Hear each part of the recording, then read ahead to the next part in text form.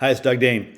Here's a tip from my book, Mistaken Identity. I'm on a mission to get people to understand their mistaken identity, how you got it, what it is, how to get rid of it, so you can get out of your own way and really start to do the things you want to do in your life. And I think that you definitely deserve more, and we need to free ourselves from this prison that we're in.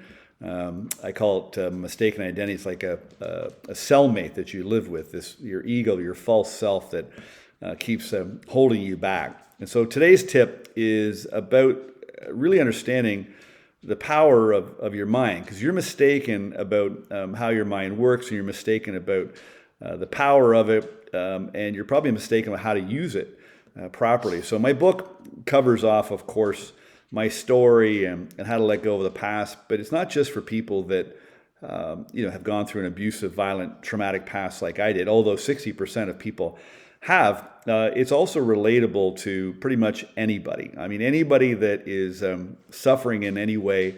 If you're really not living life the way you hope to live it, if you're struggling, emotionally, financially, spiritually, maybe you're bankrupt in some of those areas like I was, you're mistaken.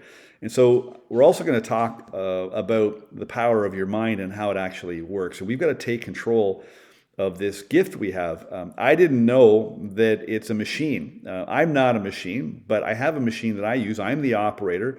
Just like this computer that I'm talking to you through right now with this camera, it's a machine, but I'm the operator. I'm in control. And do not make any mistake. You are in absolute control of your thinking. And your thinking directs your feelings. Your thinking directs your actions, which of course, control behaviors and get results. And so we've really got to learn how to operate our mind properly. Now, you've probably made some mistakes like I have. You've probably been mistaken about your potential. You're mistaken about your limits. I mean, listen, don't worry about your limits, because you're never, ever going to reach them anyway. You have way more potential and built up capability and power within you, but we have to direct our mind properly. And there's some very, very simple rules. And throughout these daily tips, you've heard me talk about a lot of things, and these three things come up a lot, and they're always worth repeating. And so number one rule with this machine is to not worry about your future, okay? Don't spend any time wondering and worrying about how things are going to happen. But the mind is a goal-seeking machine. It does require a target. So you do want to know where you're headed. You need a goal. You need a destination. You need a purpose. Some purpose that drives you to want to get to that destination. But you really got to train yourself not to worry about how it's going to happen, and definitely not worry about what other people are going to say or do, or if you're going to fail or anything like that. People worry way too much, and they stall, and they get stuck. So that's a really important rule. And then another rule is do not spend any time looking backwards on the past. Definitely do not dredge up the past. Maxwell Maltz, who wrote a great book called Cybernetics, it's one of the greatest books that really freed me from my emotional prison. He said something like, it's a fallacy that rational, logical thinking can actually change how you think and how you feel. We're locked into a belief system through our mental health care system and through a narrative that sort of started, post-war commercialism sprang up, that we have to, approach our mental being a certain way and talk about the past and dredge up the past.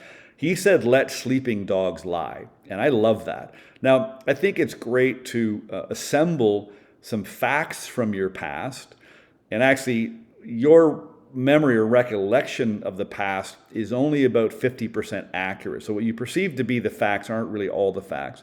But gathering the facts of your past helps you understand why you're doing what you're doing, why you act the way you act, why you feel the way you feel, why you make the mistakes you make. And my book does that too. It's built on a process to uncover and discover this mistaken identity so you can get rid of it. But once you know what it is, then you move on, and you don't spend any time thinking about the past, talking about the past, definitely not dredging up the past. If somebody brings up the past, it could trigger a negative emotion, and so you have to address that quickly, because sometimes the past can trigger a memory, which triggers an emotion and a feeling, a state, a pain, a wound, whatever it is, and then your emotions can hijack your thinking. One of the chapters of my book is called The Elephant in the Room. Your emotions are like an elephant running wild, and you need to tame that elephant. You don't control your emotions. You allow your emotions to move through you, but you do not let your emotions run your thinking. And then the most important rule is living in the moment, living in 24-hour blocks, one day at a time. Listen, the truth is you only have 24 hours. I don't know what time your day starts. Let's say your day starts generally at 6 a.m. is when you wake up. And let's say your day ends, you go to bed around 11 p.m. So you basically have from 6 a.m.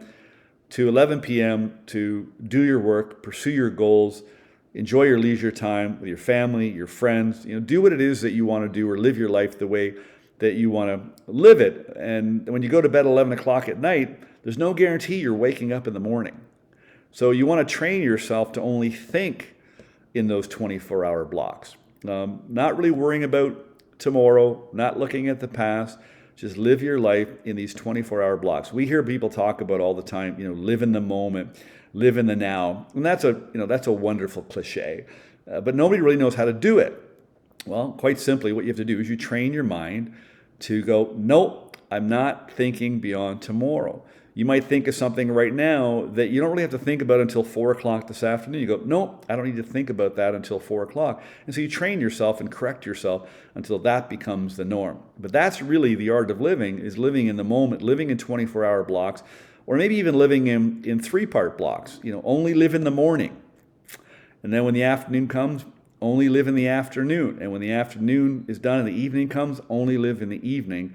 Go to bed at night, get up in the morning, and do that all over again. You'll be calmer, you'll be freer, you'll be more relaxed, you'll rid yourself of anxiety. All anxiety is fear of the future.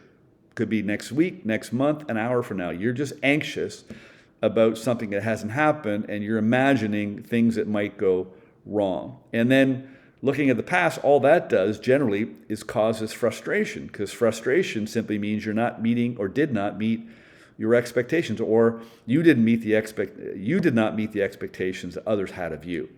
And that creates frustration for them, it creates frustration for you, it triggers guilt, resentment, shame, all kinds of junk. And so we really have to learn how to use our mind properly.